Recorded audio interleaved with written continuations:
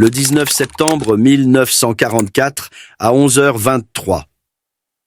Le soldat de première classe Walter Kowalski était accroupi à l'intérieur de son char M4 Sherman près d'Haraucourt, en France, tandis que 3 Panzer IV allemands se rapprochaient par 700 mètres. Ses mains tremblaient. Le chargeur qui le précédait avait été tué 2 jours plus tôt quand un obus de Panzer avait perforé leur tourelle. Walter était un remplaçant, un mécanicien. Il avait chargé exactement 4 obus d'entraînement de toute sa vie avant cet instant. Le tireur à côté de lui hurlait quelque chose à propos de la vitesse de pointage. Le chef de char au-dessus criait des coordonnées. Le conducteur faisait marche arrière dans un talus. Et Walter était censé charger l'obus de 75 mm dans la culasse, rapidement.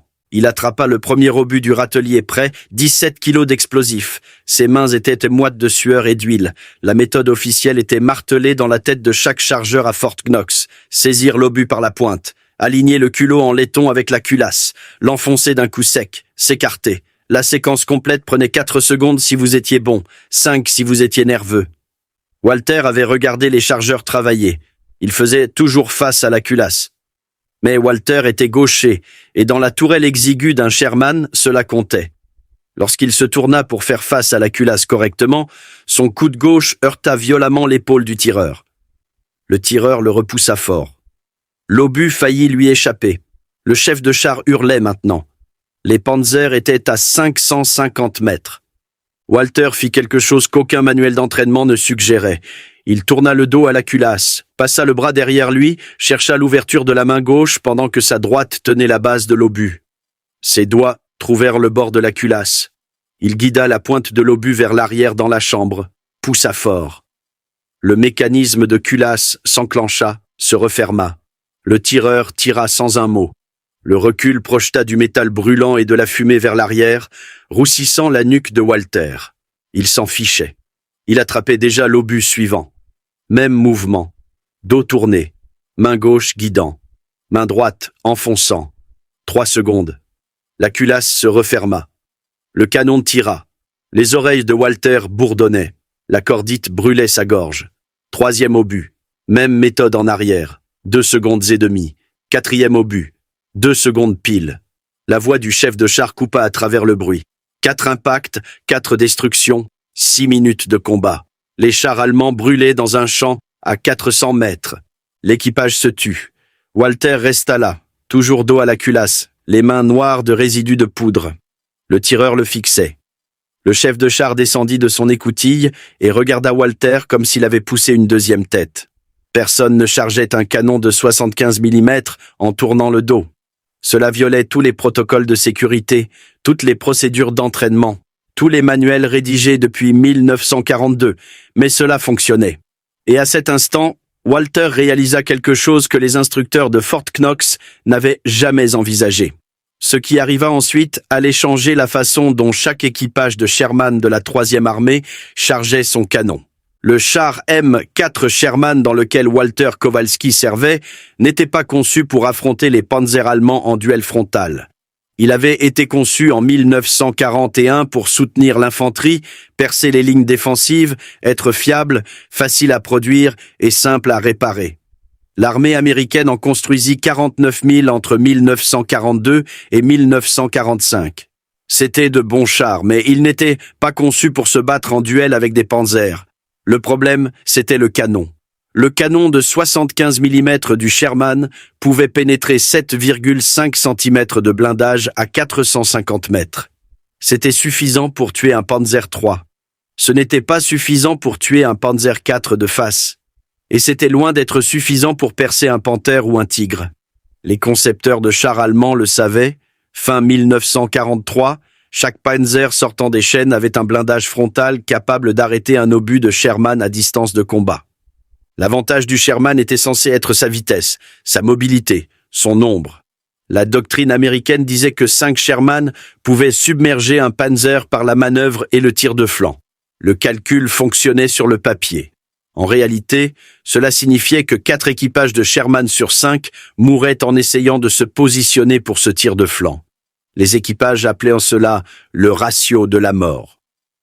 Pour chaque char allemand détruit en France pendant l'été 1944, les Alliés perdirent 4 Sherman, parfois 5.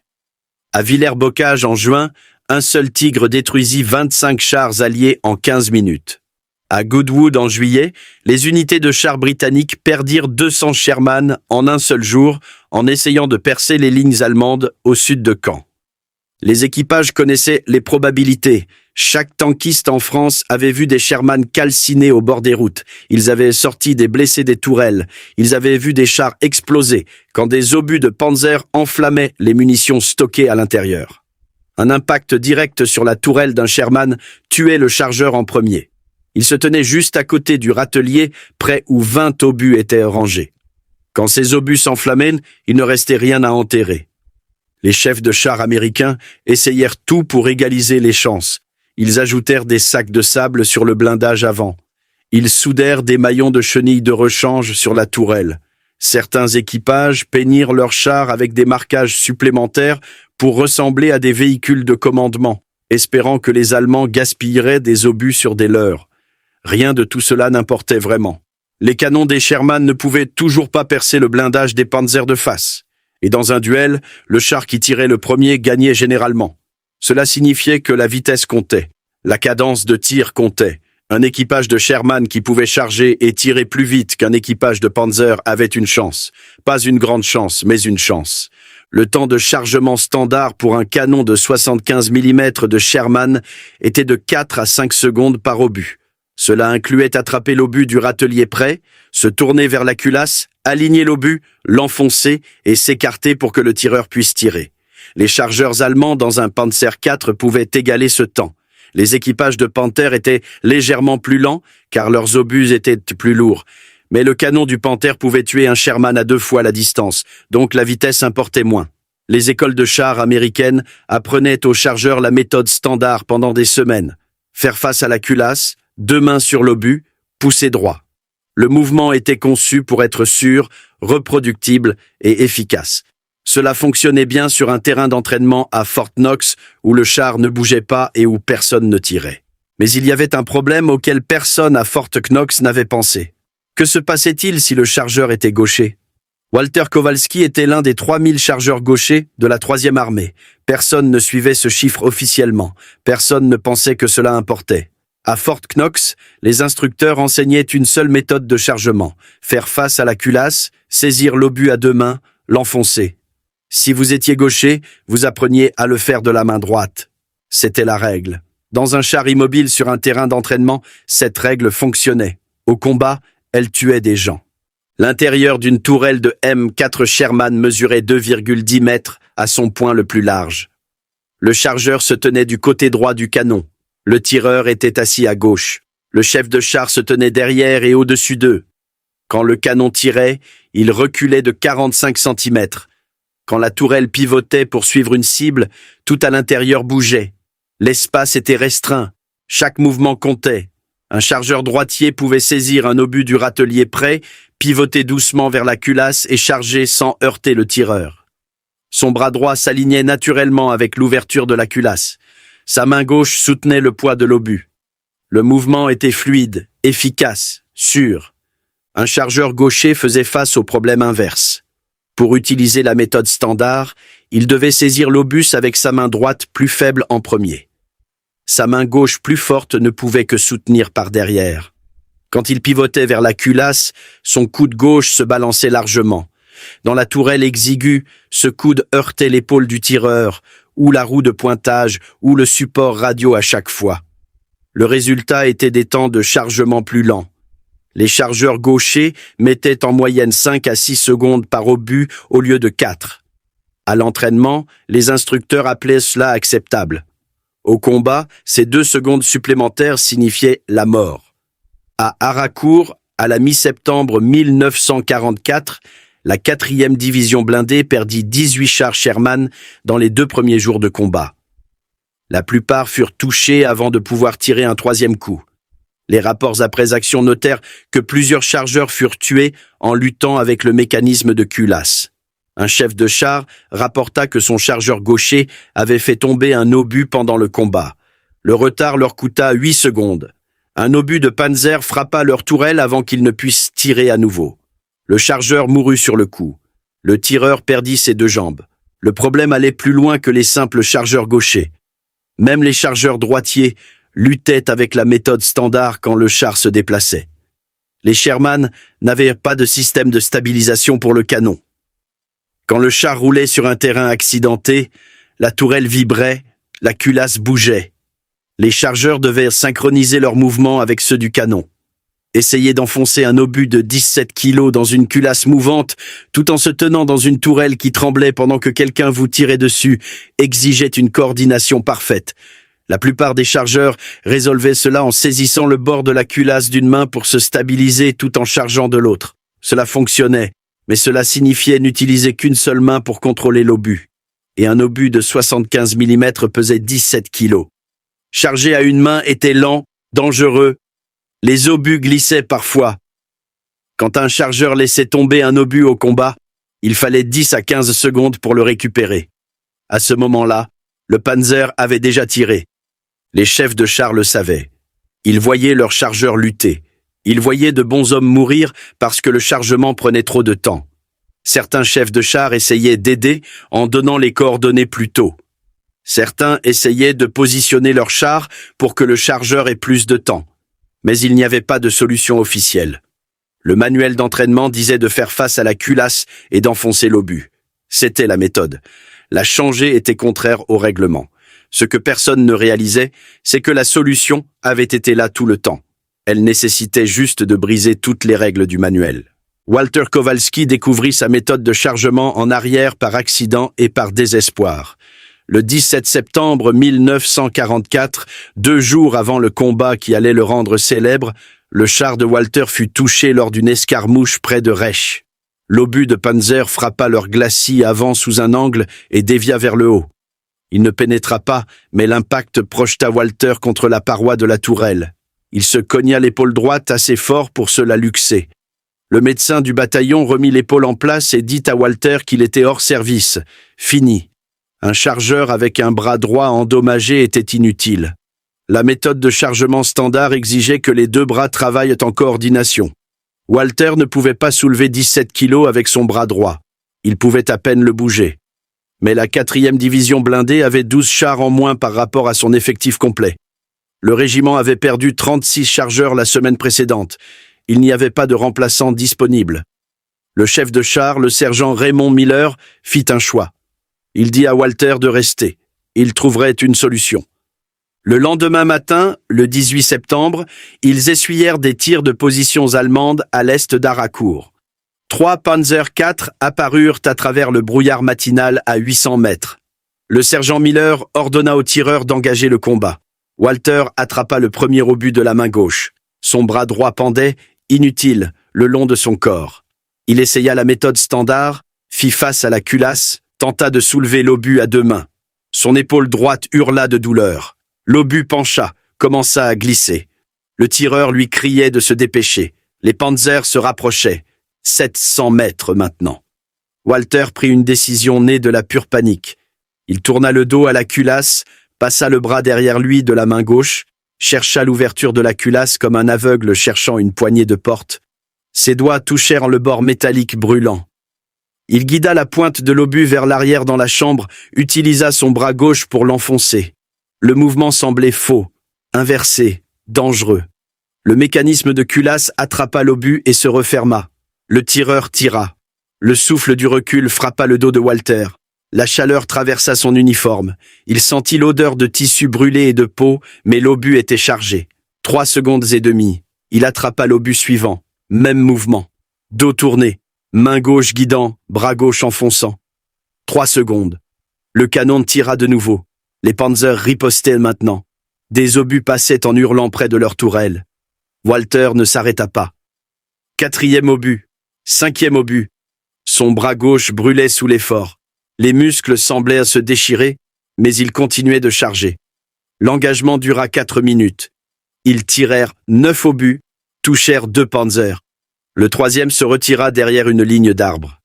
Quand les tirs cessèrent, le dos de Walter était couvert de brûlures de poudre. Son bras gauche tremblait d'épuisement. Son bras droit pendait toujours, inutile. Le sergent Miller descendit de sa position et fixa Walter. Le tireur fixait aussi.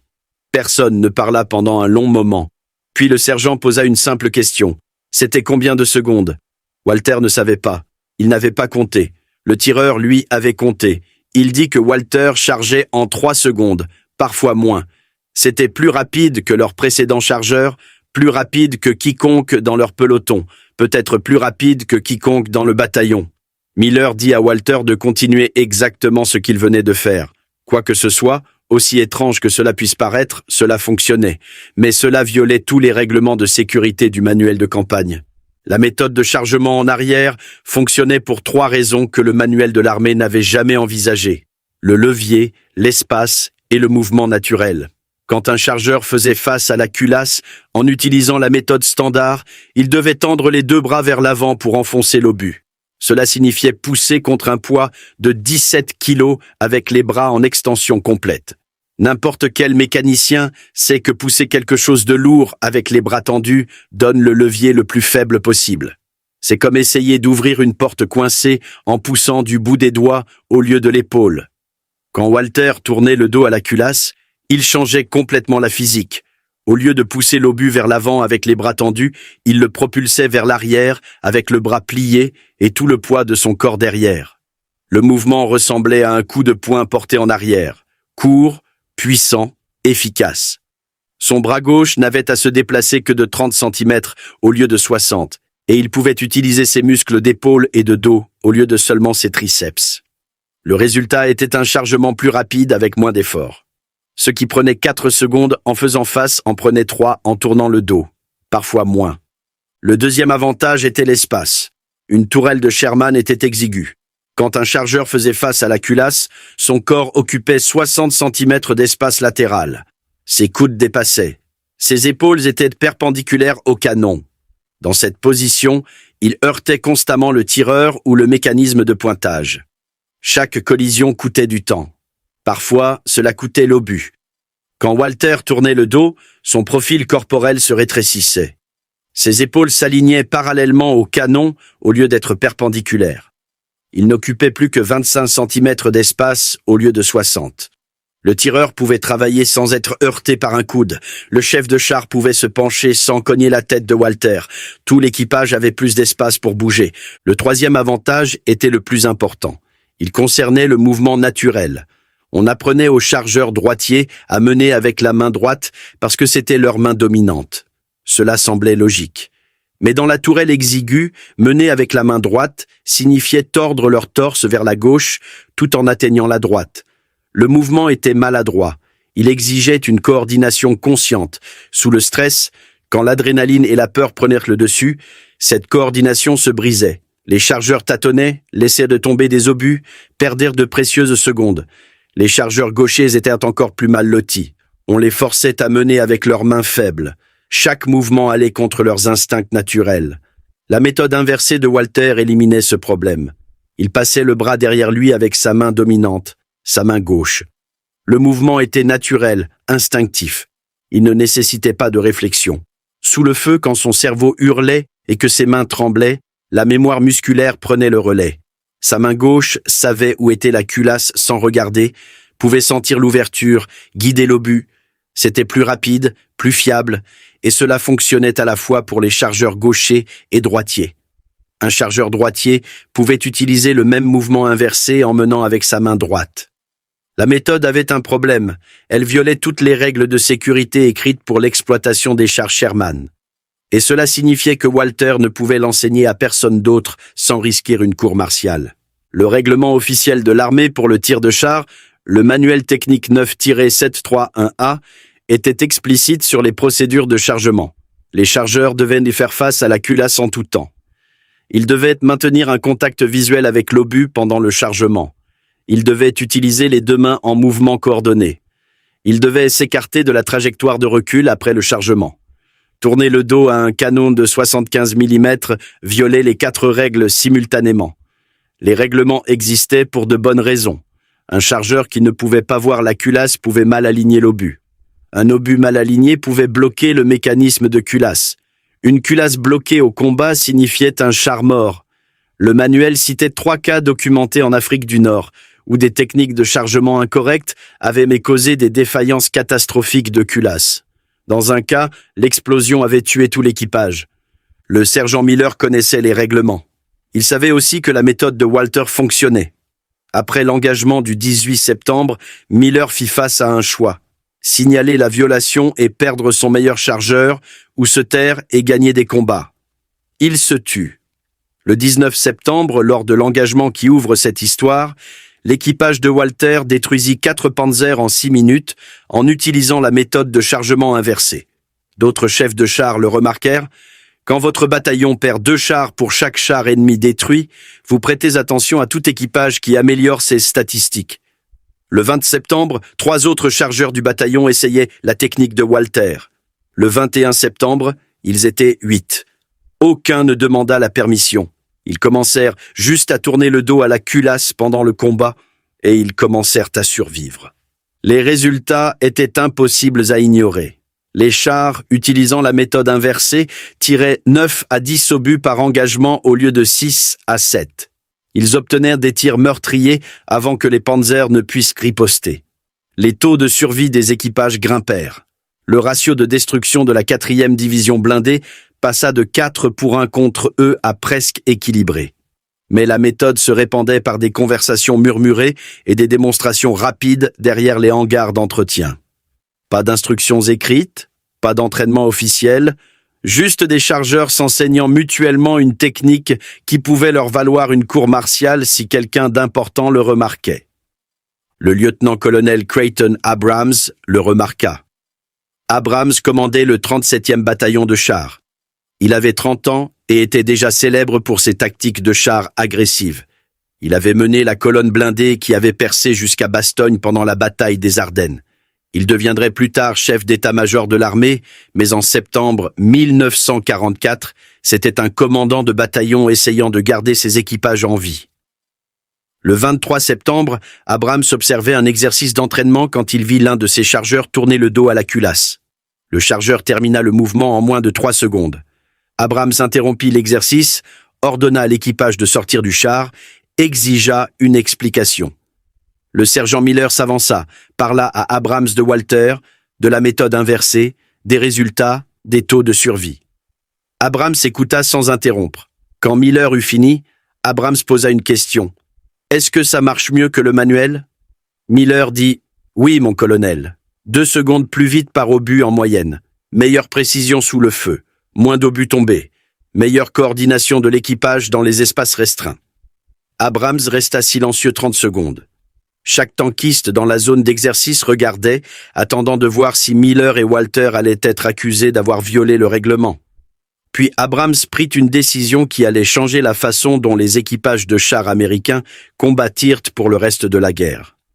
Abrams ordonna à chaque chargeur de son bataillon d'apprendre la méthode inversée immédiatement. Il se fichait de ce que disait le manuel.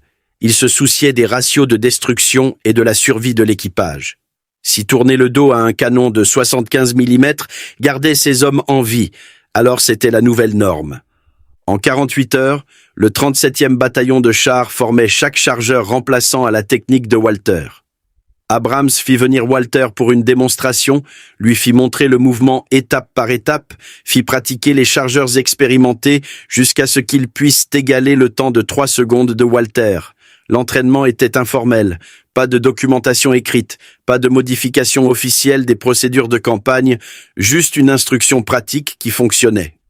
Le 1er octobre, 90% des chargeurs du 37e bataillon utilisaient la méthode inversée au combat. Leur temps d'engagement moyen passa de 12 minutes à 8 minutes. Leur ratio de destruction s'améliora pour devenir meilleur que 1 pour 1. Ils perdaient moins de chars, détruisaient plus de panzers, rentraient vivants. D'autres commandants de bataillon de la 4e division blindée le remarquèrent. Ils commencèrent à demander à Abrams ce qu'il faisait différemment. Il le leur dit. Certains adoptèrent la technique immédiatement. D'autres résistèrent. Le manuel, c'était le manuel. Les règlements existaient pour des raisons.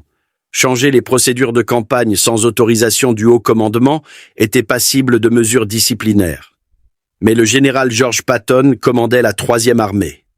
Et Patton se souciait exactement de 2 choses, la vitesse et les résultats. Quand son état-major lui montra les rapports après action de la 4e division blindée, Patton posa une question. Pourquoi tous mes chargeurs ne font-ils pas cela? Le 7 octobre 1944, Patton visita le quartier général de la 4e division blindée. Il regarda Walter démontrer la méthode de chargement inversé, regarda 3 autres chargeurs reproduire la technique, les chronométra avec son propre chronomètre, 3 secondes, 2 secondes 8, 2 secondes 9. Patton se tourna vers son chef d'état-major et donna un ordre direct. Chaque bataillon de chars de la 3e armée adoptera immédiatement cette méthode de chargement. Tout commandant de bataillon qui refusera sera relevé de ses fonctions. Tout officier qui poursuivra un chargeur en cour martiale pour avoir utilisé la technique inversée aura affaire à moi personnellement. La 3e armée avait 11 divisions blindées, environ 4000 chars Sherman. En 2 semaines, la méthode de chargement inversé était devenue une pratique standard dans toute l'armée. Les officiers d'entraînement la démontrèrent aux équipages de remplacement. Les chargeurs vétérans l'enseignèrent aux nouvelles recrues. La technique se répandit de bataillon en bataillon par les canaux officiels. Maintenant, pas de murmures, pas de démonstrations secrètes derrière les hangars. Une adoption officielle. Les résultats étaient mesurables. Entre octobre et décembre 1944, le ratio de destruction de chars de la 3e armée passa de 3,2 pour 1 contre les forces américaines à 1,4 pour 1. Les équipages de Sherman détruisaient les blindés allemands plus vite que les Allemands ne pouvaient les remplacer. Les taux de survie des équipages augmentèrent de 18%. La méthode de chargement inversé n'était pas la seule raison, mais c'était un facteur significatif. La 1re armée et la 9e armée le remarquèrent. En janvier 1945, les chargeurs de tout le théâtre européen tournèrent le dos à la culasse. La technique atteignit le théâtre Pacifique en mars. Les équipages de chars combattants à Okinawa utilisèrent la même méthode que Walter avait découverte par accident en France. L'armée ne changea jamais officiellement le manuel technique 9-731A. Les règlements disaient toujours que les chargeurs devaient faire face à la culasse. Mais tout chef de char expérimenté savait mieux. Le manuel était la théorie. La méthode inversée était la survie. Quand la guerre prit fin en mai 1945, des dizaines de milliers de chargeurs de Sherman avaient utilisé la technique de Walter. Personne ne sait exactement combien de vies elle a sauvées. Mais les statistiques suggèrent que ce fut significatif. Ce qui arriva à Walter Kowalski vous dit tout ce que vous devez savoir sur la façon dont l'armée reconnaissait les solutions non conventionnelles. Walter Kowalski ne reçut aucune médaille pour avoir inventé la méthode de chargement inversé. Aucune citation, aucune reconnaissance officielle. L'armée ne décerne pas de décoration pour avoir violé les règlements, même quand ces violations sauvent des vies. Il reçut une promotion. Le 15 octobre 1944, le sergent Miller recommanda Walter pour le grade de caporal. La promotion fut accordée. Walter passa le reste de la guerre comme chargeur de chars dans le 37e bataillon de chars. Il survécut à 14 autres engagements entre octobre et mai. Son char fut touché 3 fois. Il en sortit indemne à chaque fois. Son équipage détruisit 23 chars allemands entre septembre 1944 et mai 1945. Walter chargea chaque obus, utilisa la méthode inversée pour chaque tir. À la fin de la guerre, il pouvait charger un obus de 75 mm en 2,3 secondes, les yeux bandés. Ses mains connaissaient si bien le mouvement que la pensée consciente n'était plus nécessaire. Après la guerre, Walter retourna à Détroit, reprit son travail de mécanicien à l'usine Ford de River Rouge. Il se maria en 1947, eut 3 enfants, travailla 41 ans chez Ford avant de prendre sa retraite en 1986. Il ne parla jamais beaucoup de la guerre, comme la plupart des vétérans. Mais la technique qu'il inventa continua de sauver des vies longtemps après son retour. Pendant la guerre de Corée, les équipages de chars américains utilisèrent des Sherman modifiés contre les chars T-34 nord-coréens. Les chargeurs furent formés à la méthode inversée à Fort Knox avant le déploiement. Les rapports de combat de la 1re division de Marines notèrent que la vitesse de chargement était critique dans les duels de chars à courte portée autour du périmètre de Pusan. La technique de chargement inversé donna aux équipages de Sherman du corps des Marines un avantage mesurable. Les temps de chargement étaient en moyenne de 2,8 secondes contre 4 secondes pour les chargeurs nord-coréens. Au Vietnam, les derniers Sherman virent le combat avec l'armée sud-vietnamienne. À ce moment-là, les chars étaient obsolètes, mais les principes de chargement ne l'étaient pas. Les équipages opérant des chars M48 Patton adaptèrent la méthode inversée pour leurs canons de 90 mm. Le mouvement fonctionnait de la même façon. Tourner le dos, sentir la culasse, enfoncer l'obus. La physique ne changeait pas simplement parce que le canon était plus gros. Même après l'introduction des chargeurs automatiques dans les années 1970, des variantes de la technique de Walter restèrent pertinentes. Le char M, un Abrams, a un système de chargement semi-automatique, mais le chargeur humain manipule toujours les obus manuellement avant qu'il n'entre dans le mécanisme automatique. L'entraînement à Fort Benning enseigna des versions modifiées de la méthode de prise inversée jusqu'à la fin des années 1980. Des instructeurs qui avaient servi au Vietnam et connaissaient la technique de première main la transmirent à une nouvelle génération. En 1993, un historien militaire recherchant les tactiques de la 4e division blindée trouva des références à la méthode de chargement inversé dans les rapports après action. L'historien retrouva Walter grâce au registre des vétérans, l'interrogea sur la technique. Walter confirma l'histoire, dit que ce n'était rien de spécial, juste quelque chose qu'il avait trouvé quand son épaule était blessée. L'historien publia un article à ce sujet, l'appelant l'une des innovations tactiques les plus significatives émanant des troupes de première ligne pendant la Seconde Guerre mondiale, estimant que la technique avait peut-être contribué à sauver 300 à 500 vies d'équipage de chars américains, basée sur l'amélioration des taux de survie dans les unités qu'il avait adoptées. Cette estimation ne couvrait que le théâtre européen entre octobre 1944 et mai 1945. Elle ne tenait pas compte de la Corée, du Vietnam ou des décennies d'entraînement qui suivirent. Walter mourut en 2004 à l'âge de 82 ans. Il fut enterré au cimetière de la Résurrection à Clinton Township, dans le Michigan. Sa nécrologie mentionnait son service pendant la Seconde Guerre mondiale. Elle ne mentionnait pas qu'il avait changé la façon dont les chars américains combattaient. Ses 3 enfants assistèrent aux funérailles, ainsi que 7 autres hommes, tous vétérans, tous anciens chargeurs de chars. Ils avaient appris la technique d'homme qu'il avait apprise d'hommes qui avaient servi avec Walter en France. Aucun d'eux ne l'avait jamais rencontré avant ce jour. Ils étaient venus parce qu'ils comprenaient ce qu'il leur avait donné. La méthode de chargement inversé resta une pratique standard pour les chargeurs de chars jusqu'au développement de systèmes de chargement entièrement automatiques dans les chars de combat modernes. Même alors, les équipages opérant des chars M48 et M60 plus anciens continuèrent d'utiliser des variantes de la technique tout au long du Vietnam et jusque dans les années 1970.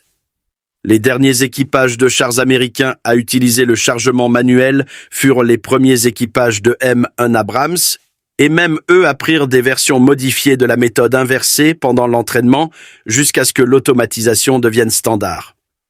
Aujourd'hui, vous pouvez voir le dossier militaire de Walter aux archives nationales de College Park dans le Maryland.